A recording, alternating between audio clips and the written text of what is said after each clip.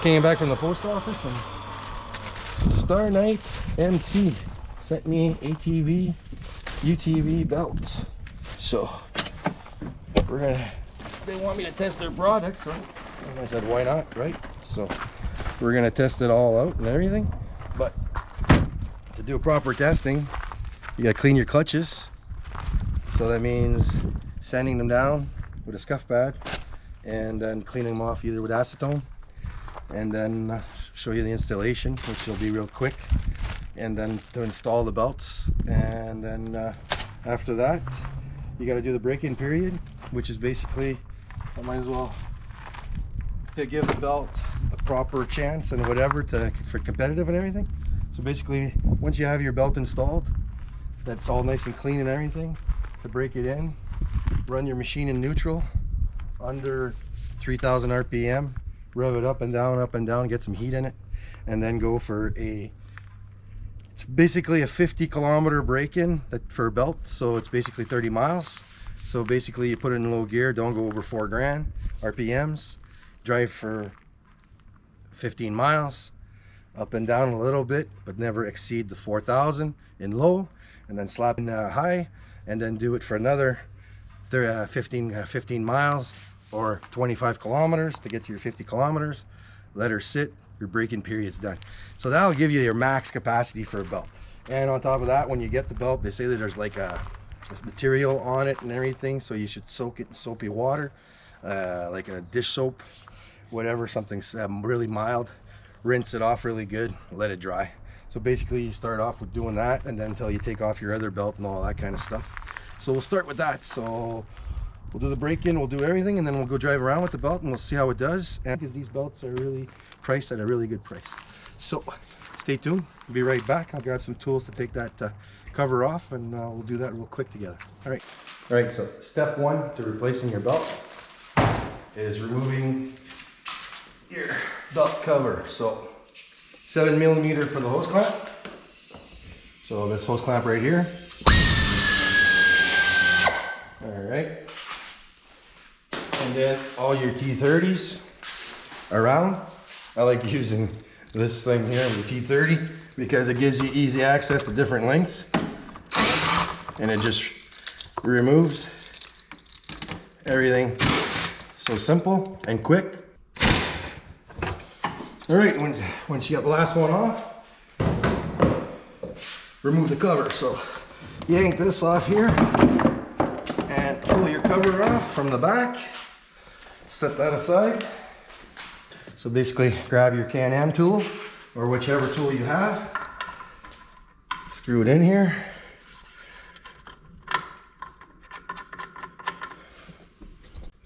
Make sure to grab either a washer or a nickel or a dime to put behind, and then start tightening it away to spread your secondary.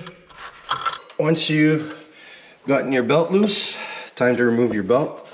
The best way is to go from the top, pull on it,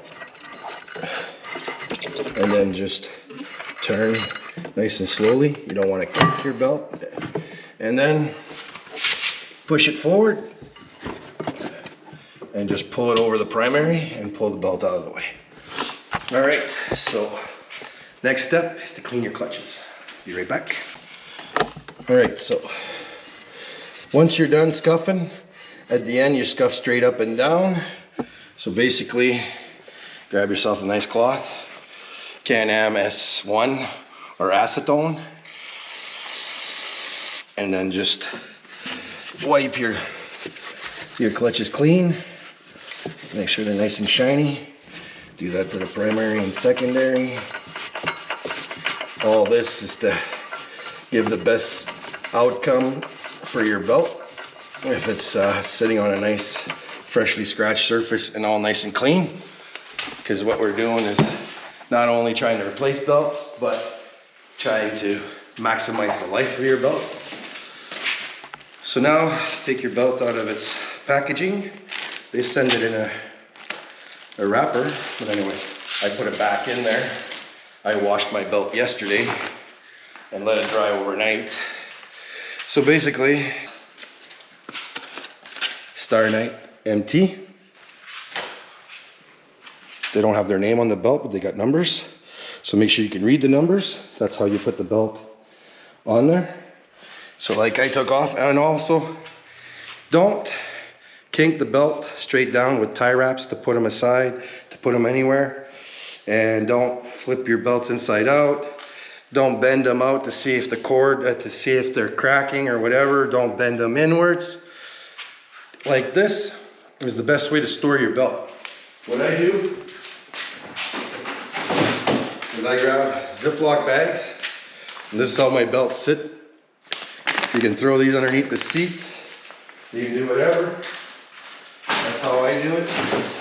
And then when I break in a new belt, I write new belt, 50-kilometer break-in done. And the best time to do this is basically the day you buy it. When you buy your X3, when they tell you you got to do your break-in period, you know you're stuck for a while and you shouldn't floor it, but it's tempting. But if you got 3 belts off the counter, or you order some brand new belts, well, it'll be simpler for you to think that you're killing 2 birds with 1 stone. So putting the belt back in is like going over the primary. Be gentle. And then you go over the secondary, same thing. And you try to sit it in there as nicely as possible. And see, no kinking, no forcing, no nothing. Now we just got to unscrew this and then rotate the clutch. All right, so then just rotate your clutch till your belt sits right at the top. And it should just, if you know your clutch is sitting properly, all your top fans should be sitting all clearing right at the top. And as you can see, they're all sitting. That means you got the proper belt tension. If you do this and your belt is sitting inside, you need to adjust something. If it's sitting outside, you need to adjust something. And this is the proper tension that you need on your belt and everything. So now let's put the cover back on. All right, so next step is fire it up once the cover's back on and everything. Put it in neutral. Rev it no more than 3,000 RPM. Play with it.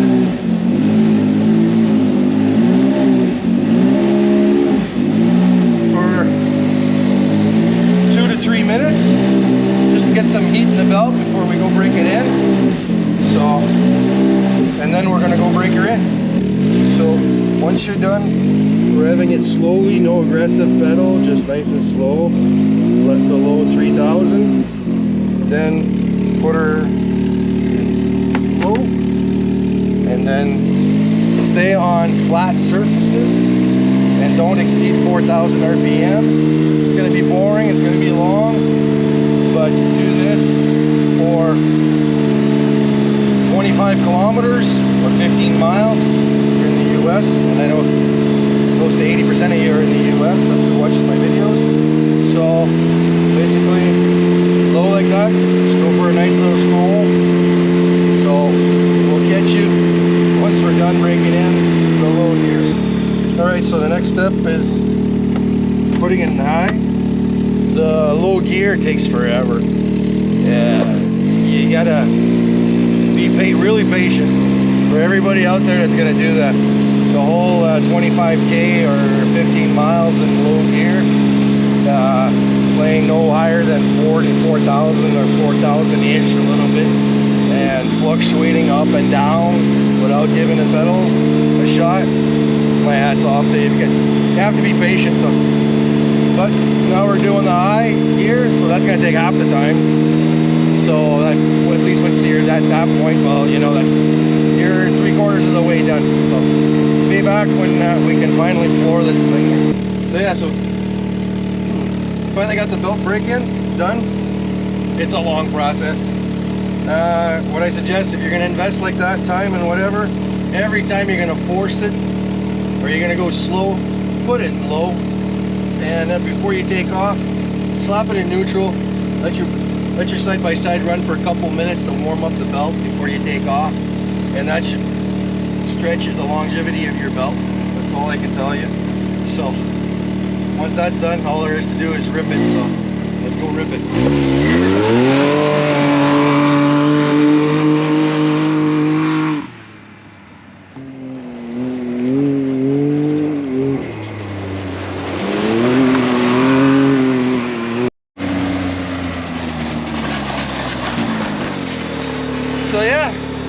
I guess I'll keep this belt in there all summer and see how long it lasts. I'll let you guys know. You know, StarknightMT, they're way underpriced compared to all the competitor. I don't know if the price is at that price just to start the market or whatever. So it's time to buy them if they last. So I'll let you guys know, every ride you see, it's going to be with that belt until I tell you otherwise that, oh, it finally gave out or still ticking away. So thanks for sticking to the end. Appreciate you guys watching, and we'll catch you on the next one. You guys be safe. Have a nice weekend.